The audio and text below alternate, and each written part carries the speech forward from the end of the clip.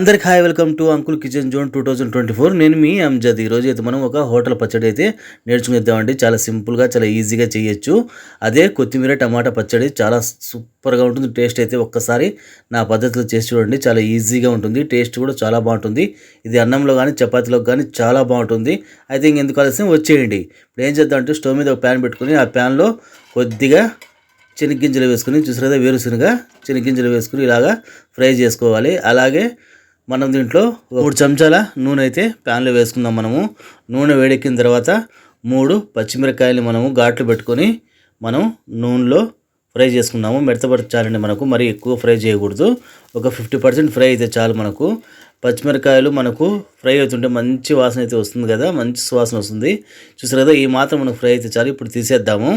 తీసేసిన తర్వాత ఏం చేద్దామంటే ఒక 2 పెద్ద సైజు టమాటాలని 4 ముక్కలుగా కోసుకుని వేసానండి. ఈ టమాటాలను మనము మెత్తపడేంత వరకు ఫ్రై చేసుకుందాము. స్టవ్ అయితే నేను మీడియం ఫ్లేమ్లో పెట్టాను. చూసారు కదా, ఈ విధంగా మెత్తపడితే చాలు మనకు.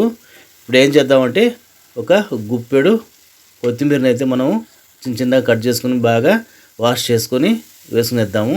ఈ మాత్రం అయితే మనం కాడలతో సహా బాగా చిన్నగా కట్ చేసుకొని కొత్తిమీరను టమాటాలో వేసుకొని బాగా మగ్గించుకుందాము.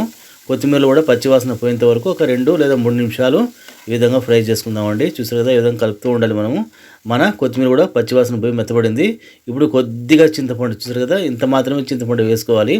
చింతపండు వేసిన తర్వాత కూడా ఒక 2 లేదా 3 సెకండ్లు అలాగా మనము మొత్తం టమాటాను, కొత్తిమీరను, చింతపండును బాగా కలుపుకోవాలి. చింతపండు బాగా మెత్తబడుతుంది.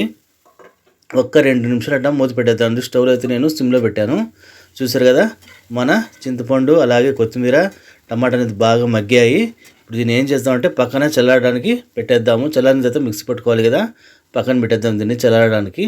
ఇప్పుడు ఏం చేద్దామంటే మిక్సీ జార్లో మనం ముందుగా ఫ్రై చేసుకున్న శనగగింజలు ఉన్నాయి కదా, ఆ శనగగింజలు అలాగే పచ్చిమిరపకాయలు మనం ఫ్రై చేసుకున్నాం కదా నూనెలో, ఆ పచ్చిమిరపకాయలు అలాగే 4 తెల్లగడ్డలు, కొద్దిగా జీలకర్ర వల్ల పచ్చడిలో మంచి టేస్ట్ అయితే వస్తుంది.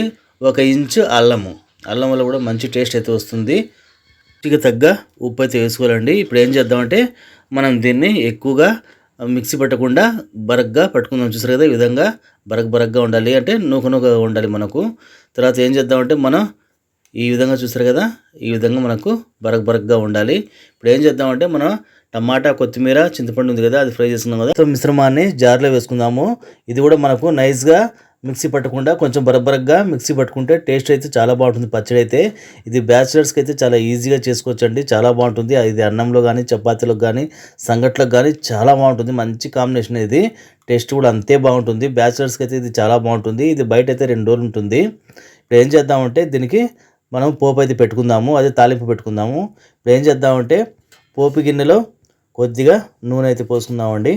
నూనె వేడెక్కిన తర్వాత ఏం చేద్దామంటే ఒక 1/2 స్పూను ఆవాలు అయితే వేసుకుందాము. ఆవాలు చిటపట్లాడిన తర్వాత, చూసారు కదా, చిటపట్లాడిన తర్వాత కొద్దిగా జీలకర్ర అలాగే కొద్దిగా కరివేపాకు, ఒక చిన్నవి 3 ఎండుమిరపకాయలని కొంచెం అట్లా తుంచి వేసుకొని ఒక 50% లేదా 60% మనకు అది బాగా వేగేలాగా చూసుకోవాలి. చూసారు కదా, ఈ విధంగా మనము పోపు అనేది రెడీ చేసిన తర్వాత కొద్దిగా ఒక 1/4 టీ స్పూను ఇంగువ వేసుకుంటే చాలా బాగుంటుందండి. పచ్చడిలో ఇంగువ వేయడం వల్ల మంచి టేస్ట్ అయితే వస్తుంది, మంచి సువాసన కూడా ఉంటుంది. ఇప్పుడు ఏం చేద్దామంటే పోపు మొత్తం మనము తాలింపుని చట్నీలో వేసి బాగా కలుపుకుందాము. చూసారు కదా, మనకు పోపు పెట్టి చట్నీ కలుపుతుంటే మంచి సువాసన అయితే వస్తుంది. మన చట్నీ అయితే రెడీ అయిపోయిందండి. హోటల్ స్టైల్లో కొత్తిమీర టమాటో పచ్చడి అయితే రెడీ అయిపోయింది. Thank you. Subscribe me, like me, share me, support me.